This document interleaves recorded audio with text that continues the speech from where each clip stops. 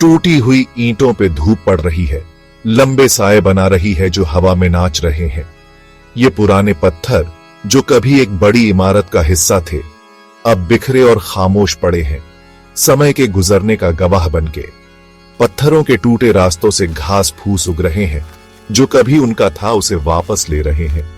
धीरे धीरे कुदरत अपना काम कर रही है, ग्रे रंग के बीच हरे रंग की चादर बिछा रही है। हर घास का तिनका मजबूती और जीत की कहानी कहता है, ये नालंदा है। यहां हवा में सन्नाटा छाया है, जो कभी ज्ञान का केंद्र था उससे बिल्कुल अलग। ये खंडहर उस समय के गवाह हैं जब दुनिया भर के विद्वान यहां सीखने और ज्ञान बांटने आते थे। ये एक शानदार अतीत की कहानी कहता है, जो अब खो गया है। दीवारें भले ही टूट रही हों, लेकिन फिर भी अतीत की आवाजें गूंजती हैं। ये उस समय की बात करती हैं जब नालंदा ज्ञान की रोशनी थी, एक ऐसी जगह जहां विचार पनपते थे और ज्ञान की पूजा होती थी। एक अतीत जो आग में जल गया, सिर्फ साए और आवाजें छोड़ गया।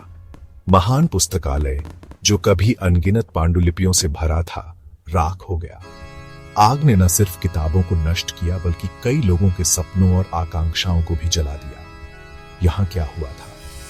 ये खंडहर अपने राज छुपाए हुए हैं, त्रासदी की पूरी कहानी बताने से हिचकिचा रहे हैं। हर पत्थर, हर नक्काशी पहेली का एक टुकड़ा है, जो खोजे जाने का इंतजार कर रहा है। लेकिन अगर आप ध्यान से सुने तो आपको चीखें सुनाई दे सकती हैं। हवा उस भयानक रात की यादों से भरी है, जब आक्रमणकारियों ने दरवाजों पर धावा बोल दिया था और हर तरफ हाहाकार मच गया था। मरने वालों की चीखें अभी भी खंडहरों में गूंजती हैं, लकड़ी के टूटने की आवाज, ज्ञान को बचाने की बेबस गुहार। आक्रमणकारियों ने कोई दया नहीं दिखाई और कभी फलता फूलता विश्वविद्यालय खंडहर में बदल गया। विनाश तेज और क्रूर था, जिसने पीछे दुख और हानि की विरासत छोड़ दी। नालंदा भले ही खंडहर में हो, लेकिन इसकी कहानी जरूर सुनाई जानी चाहिए। इस महान संस्थान की विरासत उन लोगों के दिलों और दिमाग में जिंदा है जो ज्ञान को महत्व देते हैं। यह मानव उपलब्धियों की नाजुकता और सीखने की स्थायी शक्ति की याद दिलाता है। आइए सच्चाई का पता लगाएं, नालंदा विश्वविद्यालय के दुखद अंत का पता लगाएं। खोज और अध्ययन के जरिए हम इस महान संस्थान की कहानी को फिर से जोड़ सकते हैं और यह सुनिश्चित कर सकते हैं कि इसकी विरासत कभी न भुलाई जाए। सदियों पहले प्राचीन भारत के बीचों बीच नालंदा था। यह एक प्रकाश स्तंभ था, ज्ञान और विद्वता का एक चमकता हुआ प्रकाश।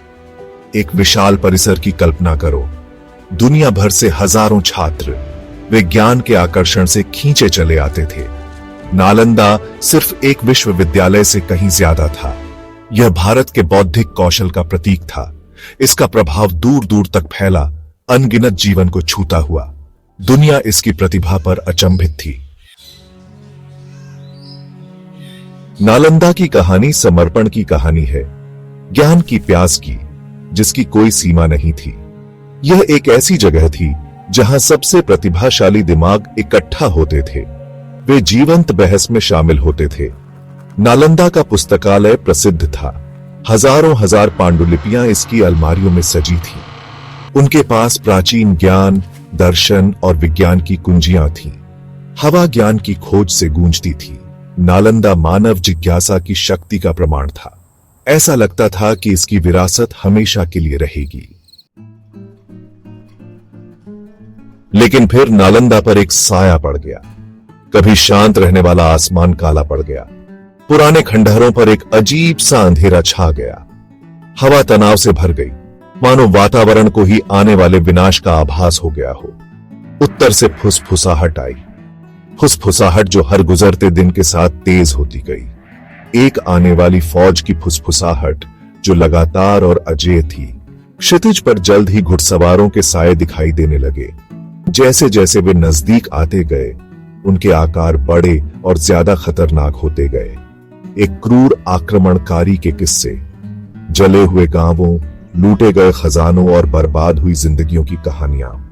गांव वालों में डर जंगल की आग की तरह फैल गया।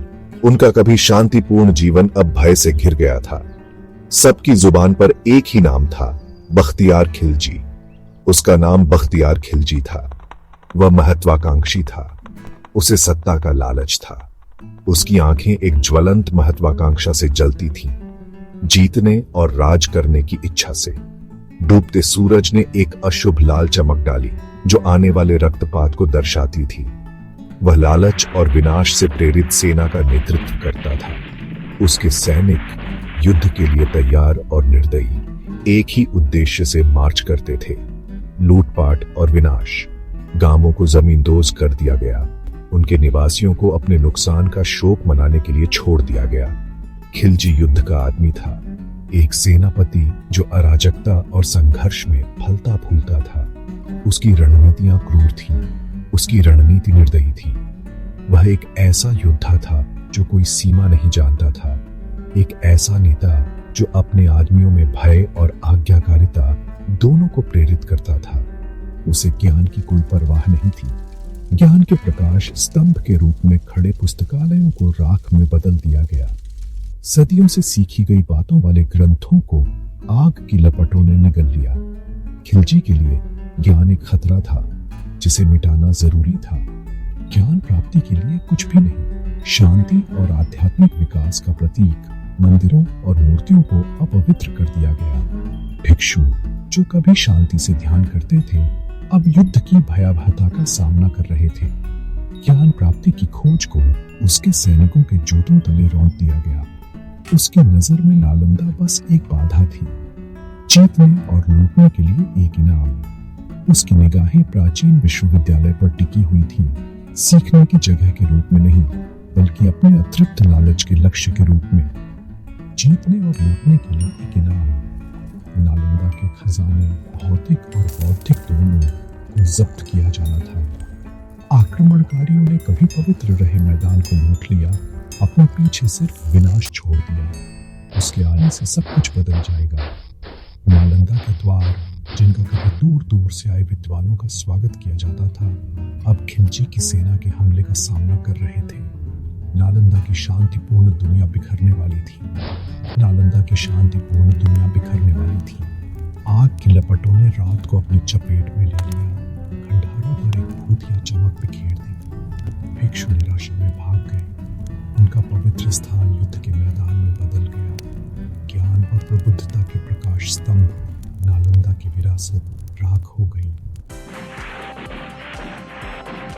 खिलजी की सेना भेड़ियों के झुंड की तरह नालंदा पर टूट पड़ी। उनकी आंखें विनाशकारी इरादे से चमक रही थीं।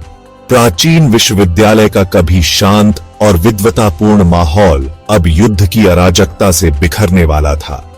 भिक्षु जो बेखबर थे सिर्फ डर के मारे देख सकते थे। ज्ञान और प्रबुद्धता की खोज के लिए समर्पित उनका शांतिपूर्ण जीवन अब निर्दयी आक्रमणकारियों से खतरे में था। आक्रमणकारियों ने विश्वविद्यालय पर धावा बोल दिया। उनकी तलवारें खून की प्यासी थीं। उन्होंने कोई दया नहीं दिखाई। जो भी उनके रास्ते में आया उसे काट डाला। सीखने का पवित्र मैदान अब युद्ध का मैदान बन गया था। हवा युद्ध की आवाजों से भर गई। टकराती तलवारें, दर्द की चीखें और आक्रमणकारियों की चीखें एक ऐसा शोर पैदा करती थीं जो कभी हॉल में गूंजने वाले शांत मंत्रों को दबा देती थीं। मरने वालों की चीखें कभी पवित्र रहे हॉल में गूंजती रहीं। जिन भिक्षुओं ने अपना जीवन शांत चिंतन में बिताया था वे अब बेजान पड़े थे। उनका खून पवित्र भूमि को दाग रहा था। मानव ज्ञान का खजाना पुस्तकालय खिलजी का निशाना बन गया। प्राचीन पांडुलिपियों की अलमारियां जिनमें सदियों का ज्ञान था अब आक्रमणकारियों की दया पर थी। उसने इसे आग लगाने का आदेश दिया। आक्रमणकारियों ने हाथों में मशालें लेकर उसके आदेश का पालन किया। कीमती ग्रंथों और किताबों में आग लगा दी। आग की लपटों ने सदियों के ज्ञान को निगल लिया। आग बेकाबू होकर भड़क उठी, अपने रास्ते में आने वाली हर चीज को खा गई। पीढ़ियों से पेनस्टेकिंगली इकट्ठा और संरक्षित किया गया ज्ञान अब राख हो गया था।